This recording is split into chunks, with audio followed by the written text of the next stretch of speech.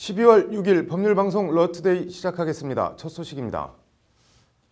삼성에 대해 동계스포츠 영재센터 후원을 강요한 혐의 등으로 재판에 넘겨진 최순실 씨 조카 장시호 씨가 오늘 징역 2년 6개월의 실형을 선고받았습니다. 검찰 구형량보다 1년이 더 늘어난 깜짝 중형 선고인데 함께 기소된 김종 전 문체부 차관도 징역 3년의 실형을 선고받았습니다. 법원이 특검 도우미 장시호 씨의 중형을 선고한 사유를 이철규 기자가 전해드립니다. 회색 머플러에 검은 코트, 사복을 입고 자기 발로 선고 공판에 출석한 장시호 씨가 공판이 끝난 뒤에는 법무부 호송차에 실려 구치소로 향했습니다. 법원은 오늘 자신이 만든 동계스포츠 영재센터에 삼성의 후원을 강요한 혐의 등으로 기소된 장시호 씨에 대해 징역 2년 6개월을 선고하고 법정 구속했습니다. 이례적으로 검찰 구형량 1년 6개월보다 1년을 더 높여 선고했습니다. 장시호 씨는 최순실 씨의 태블릿 PC가 있는 곳을 알려주는 등 특검 수사에 적극 협조해 특검 도움이라는 별명에 역설적으로 국민 호감이라는 별명까지 얻었습니다. 재판부는 그러나 장시호 씨에 대해 단호한 입장을 보였습니다.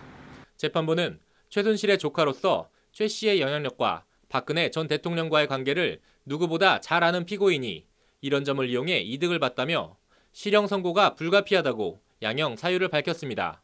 실형이 선고되자 장시호 씨는 창백한 얼굴로 재판부에 선처를 호소했습니다. 제가 현재 아이와 둘이 지내고 있다. 아이를 돌봐줄 사람이 없는데 제가 아이를 두고 어디로 도주하겠냐. 지금 머리가 하얘서 어떤 말씀을 드려야 할지 모르겠다. 잠시 후에 아이를 데리러 가야 하는데 그 점을 참작해 주셨으면 감사하겠다며 법정 구속만은 면하게 해달라고 호소했습니다. 하지만 재판부는 피고인이 비록 국정농단 수사나 재판에 성실히 임한 점을 감안해도 죄책이 대단히 중하다며 이미 재판부 합의를 마친 상황이라고 그대로 법정 구속했습니다. 이에 장시호 씨는 종이에 무언가를 한참 적어 변호인에게 전달했는데 자신의 구속을 알릴 지인이나 아이 학교 주소 등을 적어준 것 아니냐는 추측이 나왔습니다. 재판부는 한국관광공사 자회사에 동계스포츠센터 후원금을 강요한 혐의 등을 받은 김종 전 차관에 대해서도 차관의 지위와 권한을 위법 부당하게 사용해 최 씨의 사익 추구에 협력했다고 질타하며 징역 3년을 선고했습니다. 특검 도우미로 진실을 규명하는 데 도움을 준 건 도움을 준 거고 맡아 키울 아이가 있는 건 있는 거고 범죄는 범죄라는 게 오늘 법원의 판단입니다. 박근혜 전 대통령 재판을 겸하고 있는 재판부가 박 전 대통령에 대해선 어떤 판단을 내릴지 주목됩니다. 법률방송 이철규입니다. 청와대 국민청원 게시판을 뜨겁게 달군 아동 성폭행범 조두순 출소 반대 청원과 술에 취했다는 이유로 형량을 깎아주는 주치 감경 폐지 청원에 청와대가 오늘 공식 답변을 내놨습니다. 조국 청와대 민정수석은 조두순에 대한 재심 처벌은 현행 법 취지상 불가하고 주치 감경은 국회가 풀어야 할 문제라는 입장을 밝혔습니다. 석대성 기자가 조 수석의 발표 내용을 전해드립니다. 청와대 국민청원 게시판에 올라온 조두순 출소 반대라는 청원글입니다. 지난 2008년 8살 여자아이를 엽기적으로 성폭행한 조두순은 술에 취했다며 심신미약을 이유로 징역 12년을 선고받았습니다. 오는 2020년 만기 출소를 앞두고 있는데 조두순을 재심에 넘겨 더 가둬놔야 한다는 청원입니다. 이 청원엔 어제까지 60만 명이 넘는 시민이 동참해 최다 참여 청원으로 기록됐습니다. 관련해서 조국 청와대 민정수석이 오늘 공식 입장을 밝혔습니다. 재심은 억울하게 형을 산 피고인을 위한 것으로 처벌 강화를 위한 조두순에 대한 재심은 불가능하다는 게 청와대 공식 답변입니다. 결론부터 말씀드리자면 현행법상으로는 불가능합니다. 이러한 저의 발언에 대해서 매우 실망스러우시겠지만 현행법상으로는 불가능한 점을 어쩔 수 없이 말씀드리겠습니다. 다만 조 수석은 조두순에 대해 위치 추적 전자발찌를 부착하고 주거 제한 등 24시간 관리할 것이라고 말했습니다. 조 수석은 그러면서 피해자가 이번에 수능 시험을 봤다고 하는데 자신이 입은 피해에 굴하지 않고 자기 삶의 당당한 승리자가 될 것이라는 응원 메시지를 전했습니다. 조 수석은 주치 감경 폐지에 대해서도 국회가 법으로 풀어야 할 문제라는 입장을 밝혔습니다. 조국 수석의 오늘 답변은 낙태죄 폐지 청원에 대한 입장 표명과 비교하면 비교적 원론적입니다. 불필요한 논란의 소지를 줄이면서도 청와대의 영향력을 감안해 신중한 입장을 밝혔다는 평가입니다. 법률방송 석대성입니다.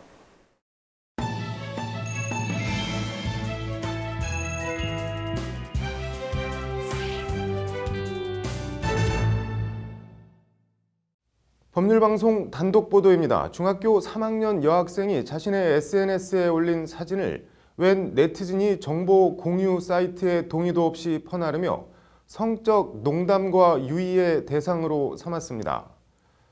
이것은 범죄일까요? 아닐까요? 대한민국 경찰에게 이런 사건은 범죄는커녕 신고 대상도 안 되는 모양입니다.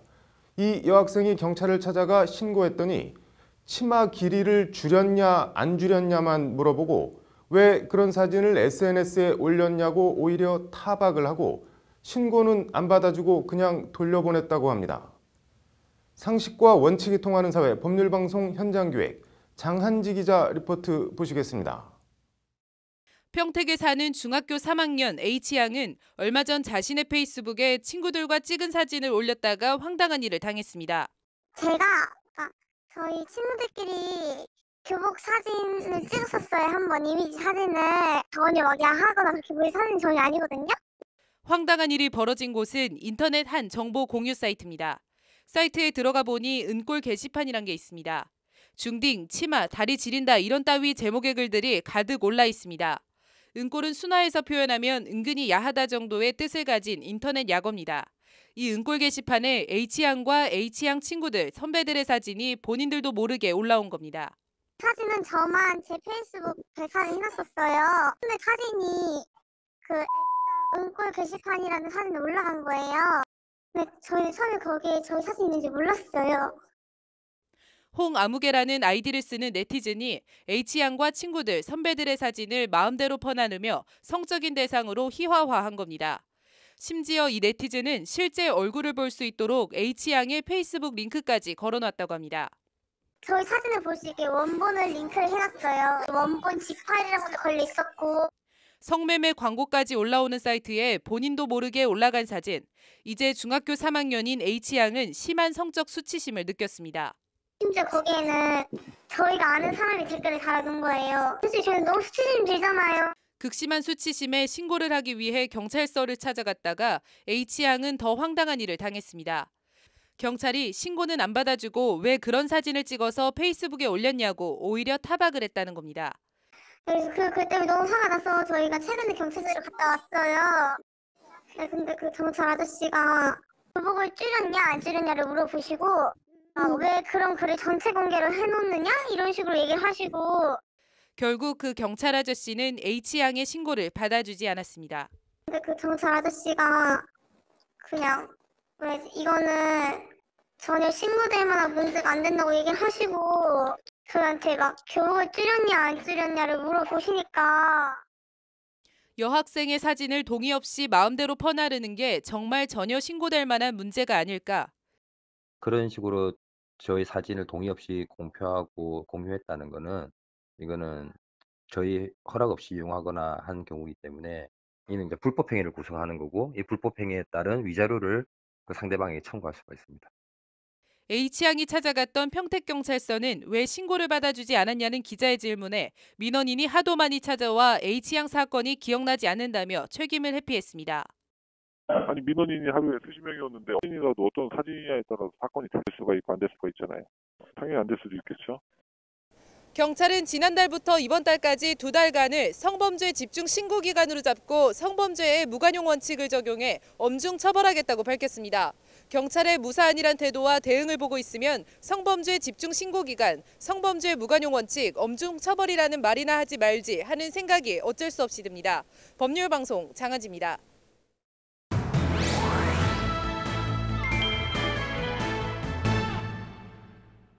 네, 헤어진 여자친구의 휴대전화를 빼앗아서 문자 메시지 등을 삭제하고 돌려준 20대에게 법원이 징역 3년 6개월의 실형을 선고했다고 합니다. 김수현 변호사의 이슈 속 법과 생활, 김수현 변호사 나와 있습니다. 김 변호사님, 헤어진 여자친구 휴대전화를 빼앗았다고 하는데 사건 내용이 어떻게 되나요? 네, 피고인은 전 여자친구와 헤어진 이후 자기 물건을 우편함에 넣어 돌려달라고 유인했습니다. 네. 이에 밖으로 나온 피해자에게 달려들어 휴대전화를 빼앗으려고 했고 도망치는 피해자를 넘어뜨려 강제로 휴대전화를 빼앗아 전치 2주의 상해를 입혔습니다. 네.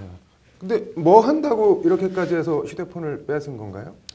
피고인은 전 여자친구인 피해자와 헤어진 이후에도 네. 유부남과 바람났다고 소문내겠다는 등의 내용의 이런 협박성 문자 메시지를 9차례에 걸쳐 보냈는데요. 네. 이 문자 메시지를 보내고 난 이후에 생각해 보니까 이게 혹시라도 나중에 자신에게 불리하게 작용될 것을 우려해서 이 문자 메시지 등을 지우려고 휴대전화를 빼앗았다고 합니다.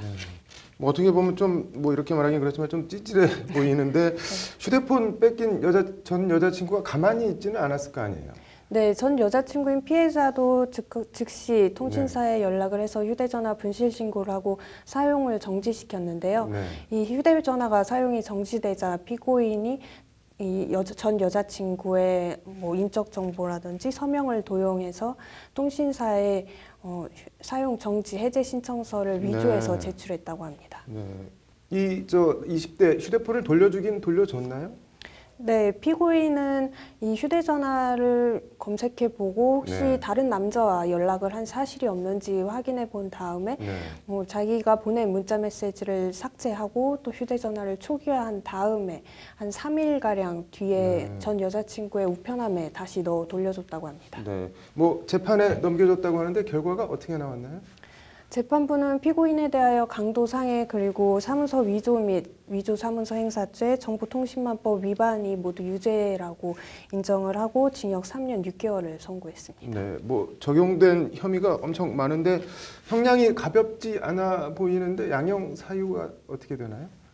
피고인은 아무래도 휴대전화를 빼앗으면서 피해자에게 전치 2주의 상해를 입혔고 또 문자 메시지를 마음대로 삭제했을 뿐만 아니라 핸드폰을 초기화시켜서 기존 핸드폰과 동일하게 사용할 수 없는 조건을 만들어서 반환을 했습니다.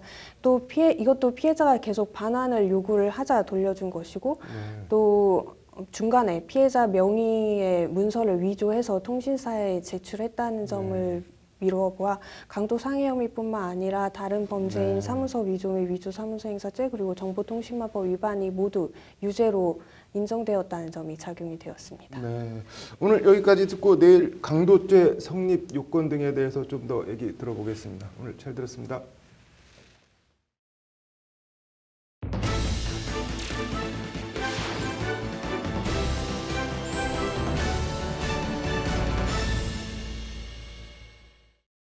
국정원 특수활동비 1억 원을 수수했다는 의혹을 받고 있는 최경환 의원이 오늘 오전 검찰에 출석했습니다. 검찰의 4번에 걸친 출석 요구 끝에 피의자 신분으로 소환된 겁니다. 검찰에 출석하며 최경환 의원은 사실대로 검찰에 말하겠다, 억울함을 소명하겠다는 말을 여러 차례 반복하며 억울하다고 항변했습니다. 최 의원은 이명박 정부 당시 지식경제부 장관이었습니다. 이른바 자원 외교를 한다며 수백억, 수천억 원 넘는 국가 예산을 세계 이곳저곳 광산 등에 뿌렸지만 속된 말로 헛발질로 끝났습니다. 정권이 바뀌자 자원 외교에는 비리라는 2글자가 더 붙어 검찰 수사 대상으로 전락했습니다. 광물자원공사 사장 등 관련자들이 줄줄이 구속됐지만 자원외교 총괄 장관이었던 최경환 의원은 검찰 칼날을 피해갔습니다. 오히려 2012년 대선에서 박근혜 후보 비서실장으로 변신한 그는 경제부총리 겸 기획재정부 장관, 경제사령탑 자리를 꿰찼습니다. 이후에는 소위 진박 감별사를 자처하며 당 정에 무소불위의 권력을 행사했습니다. 최 의원이 나온 대구고 출신들이 감사원 넘버2 사무총장과 국세청장, 대기업 전담 서울국세청 조사 4국장, 그리고 군에선 합참의장과 기무사령관 자리를 차지해 최경환 전성시대, 대구고 전성시대라는 말까지 나왔습니다. 그 와중에 수행비서 등을 이런저런 신의 직장에 꽂아준 직권남용 등 혐의까지 받았지만 역시 검찰 칼끝은 최 의원에 가 닿지 않았습니다. 혐의가 사실이면 동대구역 앞에서 할복 자살하겠다. 최경환 의원이 국정원 특수활동비 1억 수수 의혹을 부인하며 한 말입니다. 최 의원은 오늘도 저의 억울함을 소명하도록 하겠다는 말을 반복하며 억울함을 여러 차례 호소했습니다. 최경환 의원의 억울함이 풀릴지 아니면 최 의원 말대로 극단적인 상황이 벌어질 일이 생길지 검찰 수사 결과가 궁금합니다. 앵커 브리핑이었습니다. 네, 이어서 법조계 소식 전해드리겠습니다.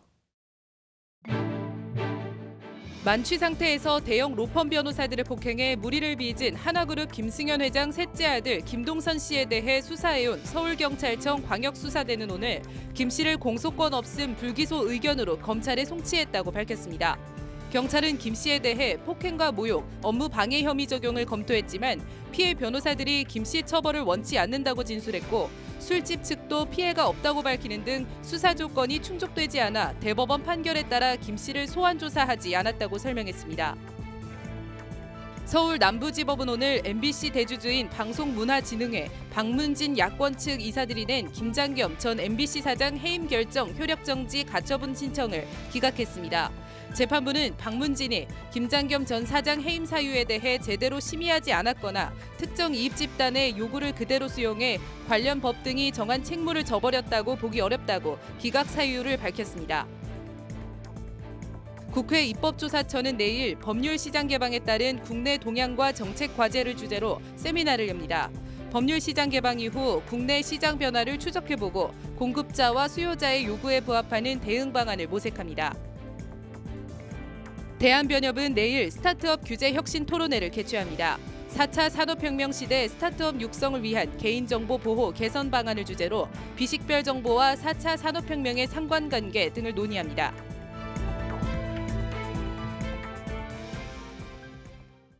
(12월 6일) 법률방송 러투데이 마치겠습니다. 시청해 주셔서 고맙습니다.